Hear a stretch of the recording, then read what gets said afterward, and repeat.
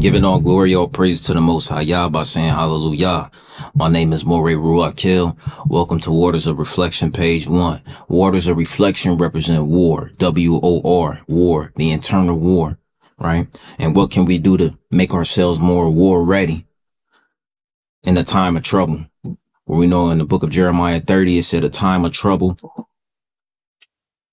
Behold, let's look at Jeremiah 30, hallelujah. Everybody turn to Jeremiah 30.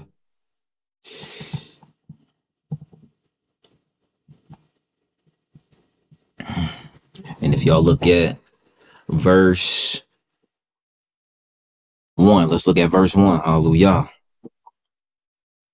It says, Yahweh, Elohim of Israel, said to me, write down in a book everything that I have told you, because the time is coming when I will restore my people, Israel and Yehudah.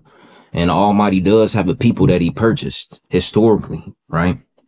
Almighty purchased us. Hallelujah.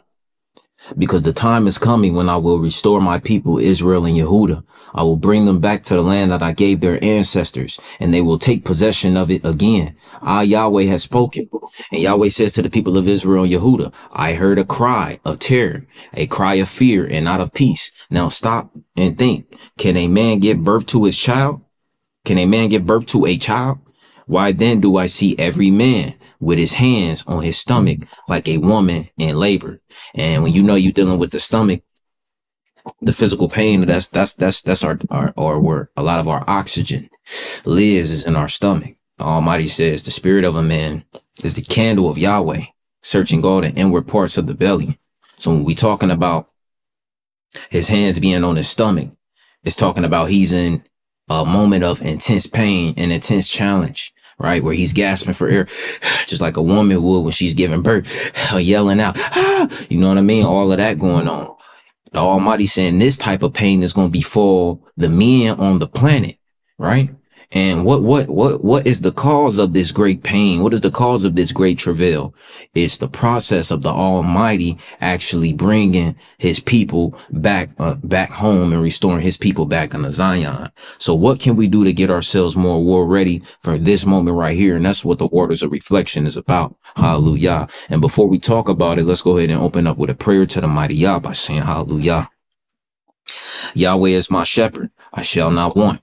He maketh me to lie down in green pastures. He leadeth me beside the still waters. He restoreth my soul. He leadeth me in the paths of righteousness for his holy name's sake.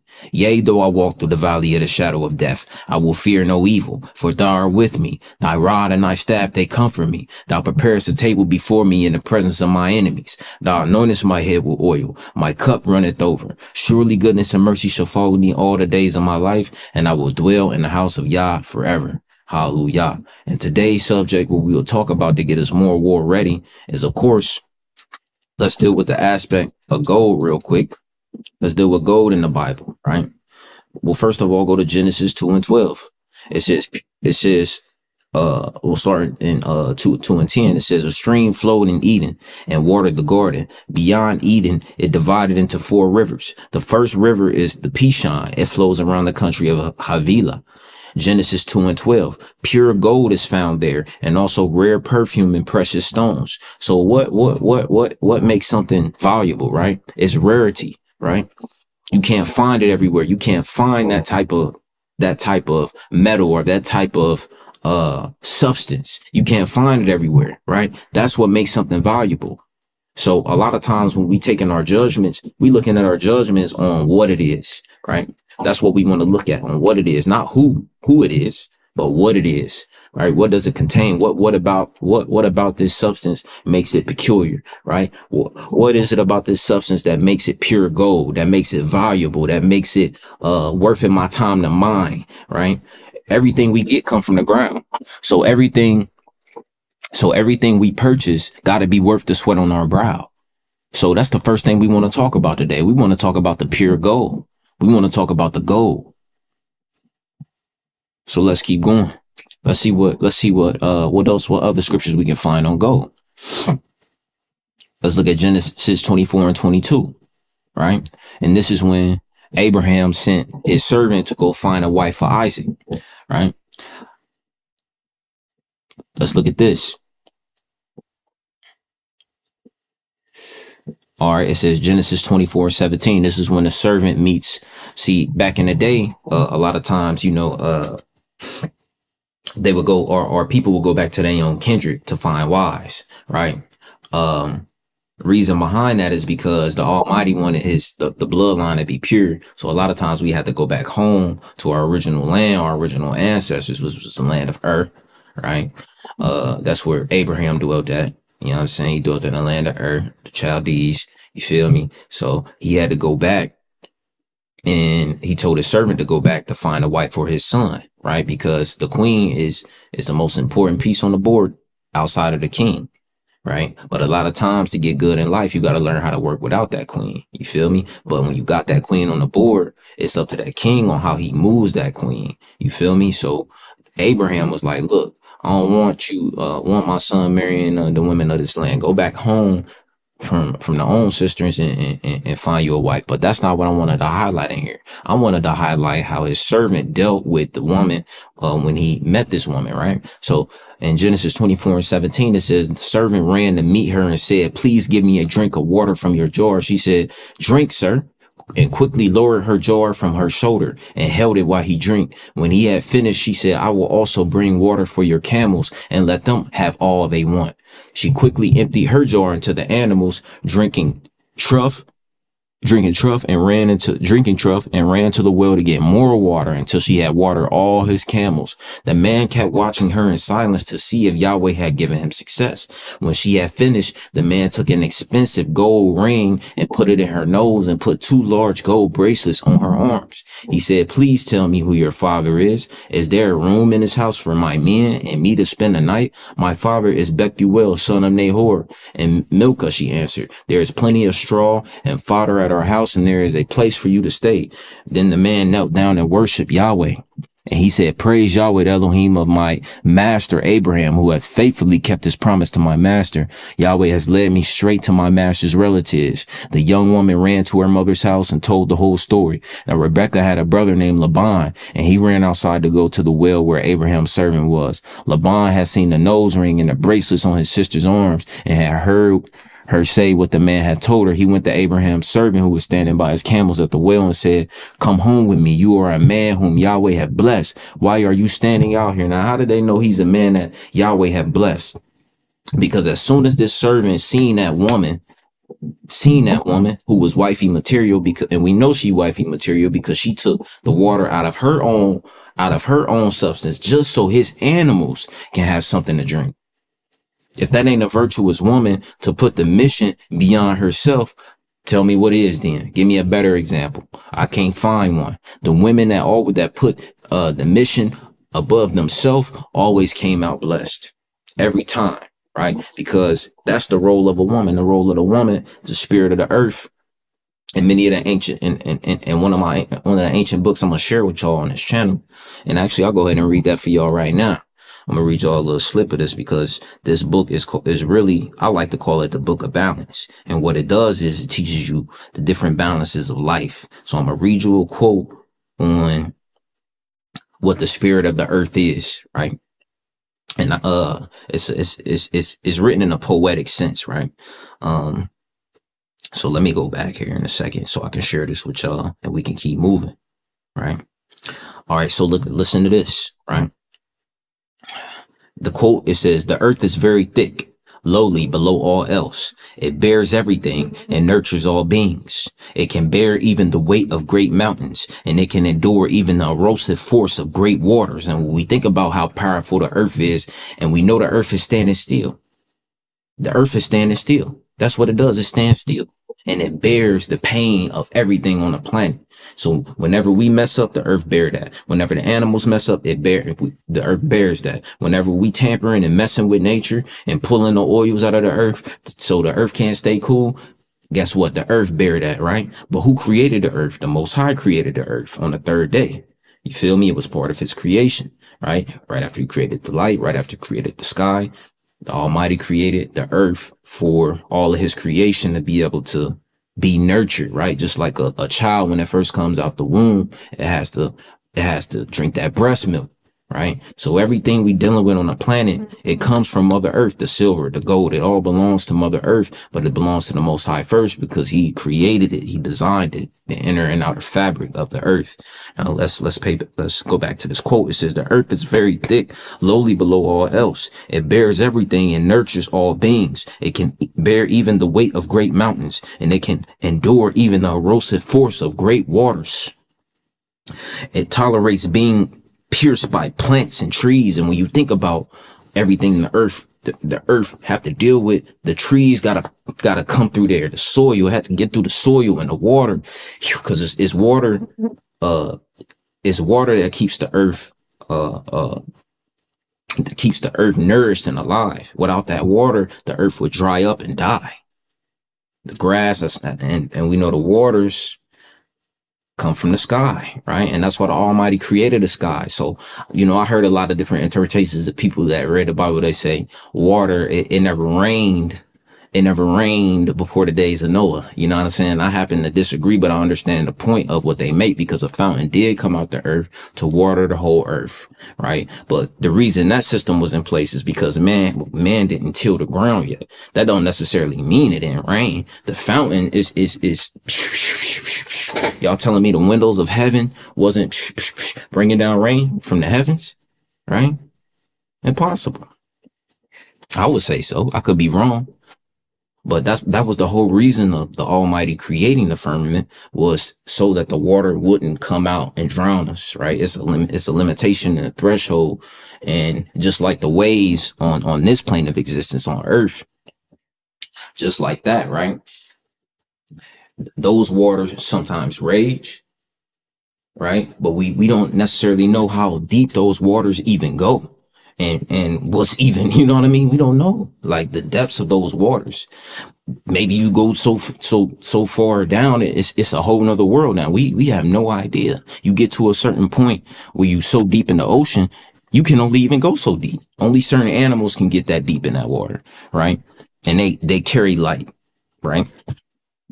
But it's just a deep thing to consider. But the Almighty's reason in creating the firmament was to hold that water up there so people wouldn't drown, and so He would have control of the irrigation system, period, right? And that's why He's saying the last days, all the nations that don't keep His holy days, you ain't gonna get no rain. You feel me? No rain, no life. Forget about it.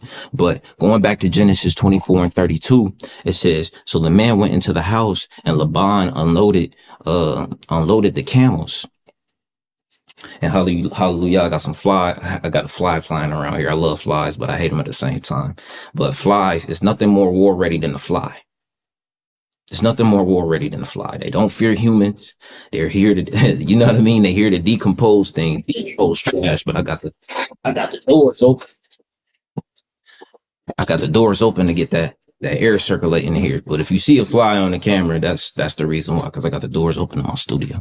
So, going back to what I was saying in this quote, it says, "It tolerates being pierced by plants and trees." So out of that earth comes life. Just like a woman's womb, that child, it starts to poke, right? That baby starts to poke after a while, and eventually that baby got to come out. See, men don't go through that type of pain. You feel what I'm saying? We go through a different pain, the pain of creation, right? The pain of being creators, shall I say. And the pain of having to learn to yield the spirit of the earth. We have to learn how to dig and plant and understand the system on how the earth works. That's part of our job, because we rule over the earth. You understand? But the earth is Yah's, right? We planet keepers as men. The earth is very thick, lowly below all else. It bears everything and nurtures all beings. It can bear even the weight of the great mountains, and it can endure even the erosive force of great waters. It tolerates being pierced by trees, and it submits to the tread of birds and beasts. It does not mind being chastened by pollution. What I realize as I observe this,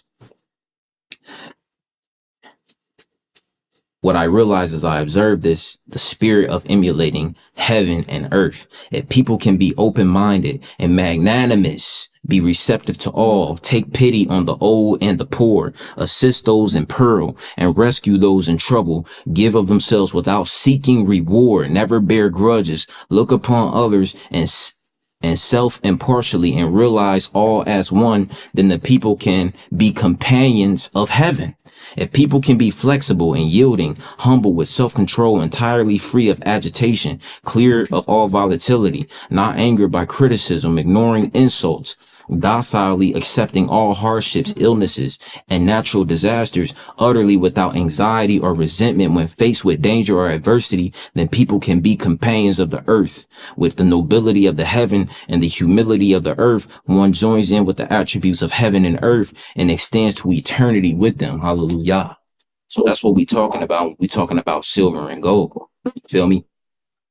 We talking about money answering all things. Is that not what Solomon said? Money answers all things. So let's dig and let's till this earth so we can get the precious silver and gold. And let's be mindful of the soil that we choose to actually labor in, right? A lot of us laboring and going in circles. That's because we're not on soil that's going to actually free us. That's going to free us eternally.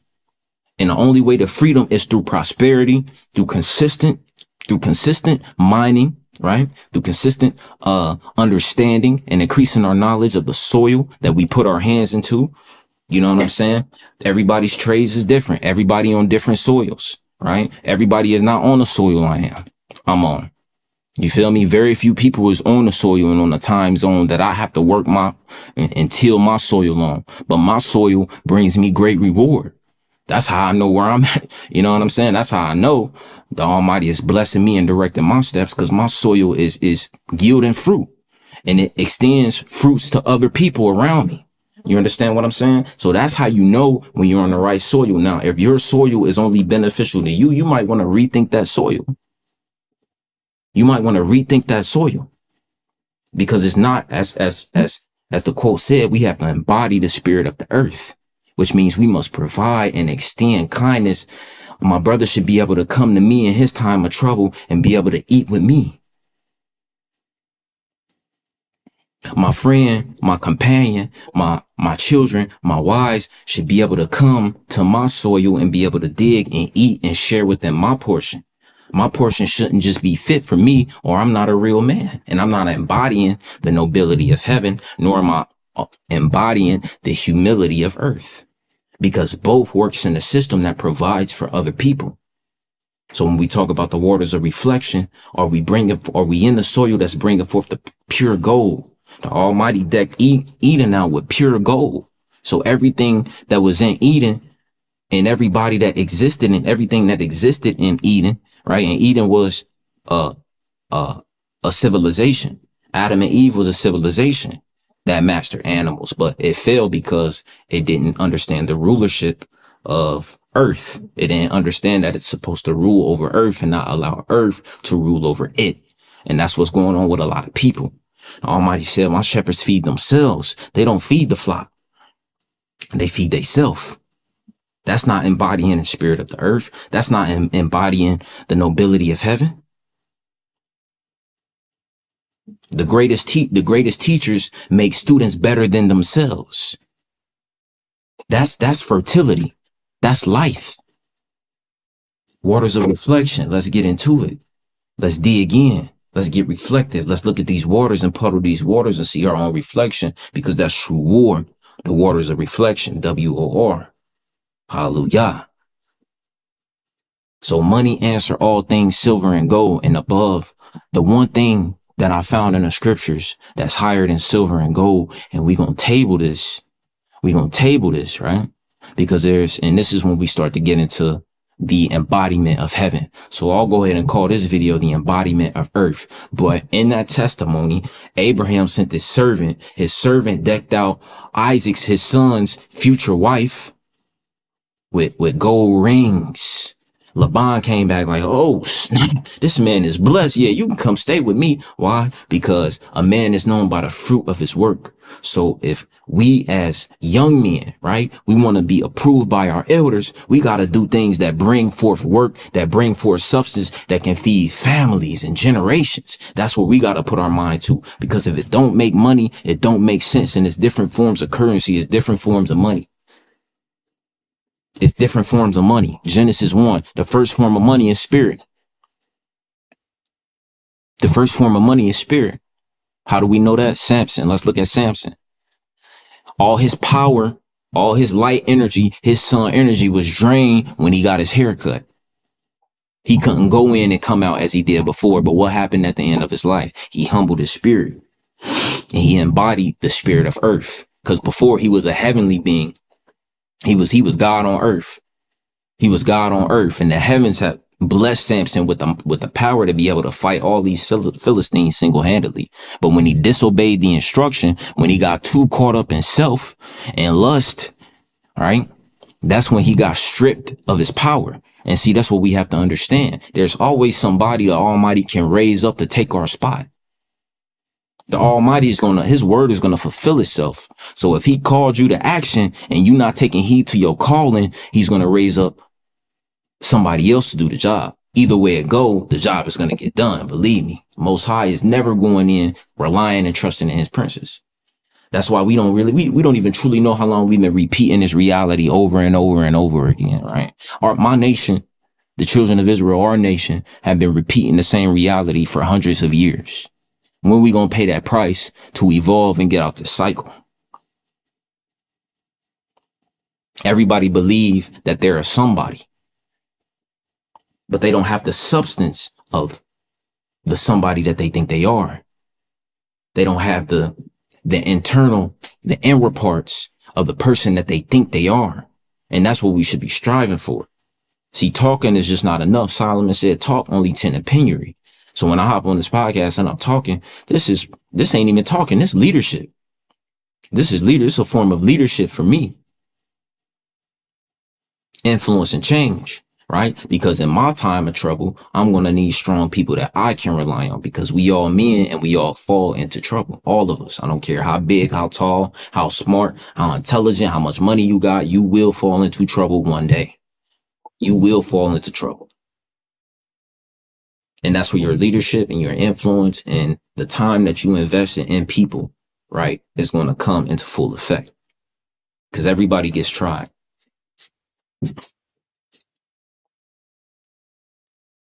So, in closing, in the waters of reflection, let's get a little personal. That was pretty much the lesson of what I wanted to talk about today. But personally, on a personal note, right brain thinking. Let's meditate on right brain thinking. A lot of us are left brainers, right? A lot of us, and let's meditate on mind and heart. One is a feeling of greater sensitivity than the other. One is law, one is compassion. Compassion, mercy, sensitivity. But we as men, we have to operate more so in our right brain.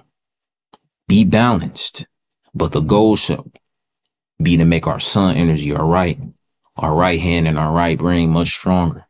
And that's how we're going to keep spiraling up, is that we're understanding that we as men, the way that we answer all problems is through our currency system. And the Almighty, he created the currency systems. See, the white man, or whatever man, the Asian, whatever man, the oppressors of the world, right? When I say white man, I'm going to get out of that term. I'm going to get out of colorism, because that's ignorance, right? The oppressors of the world, they only want us focused on one form of currency. But there's many forms of currencies. And the most important one is spirit. Are you in control of the spirit that you have? Have you mastered the spirit that is the spirits that is upon you? Because we have multiple spirits that's upon us. That's a form of currency. Once you learn how to master your spirit, you're a millionaire in the spiritual realm.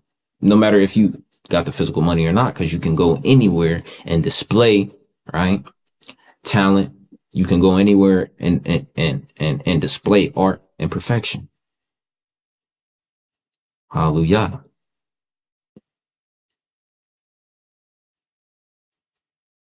But diving on a deeper note and getting even more personal, right? My reflection is consistency and facing, not being afraid to bleed, not being afraid to feel agony and pain, not being being afraid to take on new adversities, not being afraid to make drastic changes in revolution, because revolution is change. Starts within. Before we can see any outward revolution, we must start the revolution within. And that's making better decisions that will show that we love and want to change ourselves first. And when you start changing yourself, the people around you will start to change themselves. That's revolution. All that Black, Pan-African, whatever type of movements that we done did in the past, that's dead. That's over with. We got to see the tangibles of the spirit. We got to see all these works coming to fruition. Because at the end of the day, when the Almighty sent people, it materialized. All the talent and miracles and power that they had materialized just like that. So on a deeper note, even for me, my refinement is not being afraid to feel that pain. Because pain, how will we know, how could we truly enjoy life without putting ourselves in uncomfortable situations? Putting ourselves in uncomfortable situations, not seeking our own glory, but exposing our minds to our minds to knowledge. And that's what knowledge, the spirit of knowledge is. It's just that you're on a quest of increasing your mental faculty. But the only way you can do that is by getting out of your old ways and changing and evolving and transforming into the person that you know you can be. Hallelujah. And with that, I leave y'all Waters of Reflection. This is page 1. Welcome to my book, Moreh Ruahkel. Follow me on Facebook. And I'm going to start putting the social media followings in the description. Hallelujah. I love y'all. And last but not least, let's go ahead and say a prayer. Hallelujah. Thank you, mighty Yahweh, for this night. Thank you for this daily meditation and being able to reflect on our ways. Please increase us for tomorrow. Give us the strength to be able to fight and endure whatever you have planned out for us. Please give us patience, Yah, as you take us through hard times and help us see the way out. Hallelujah.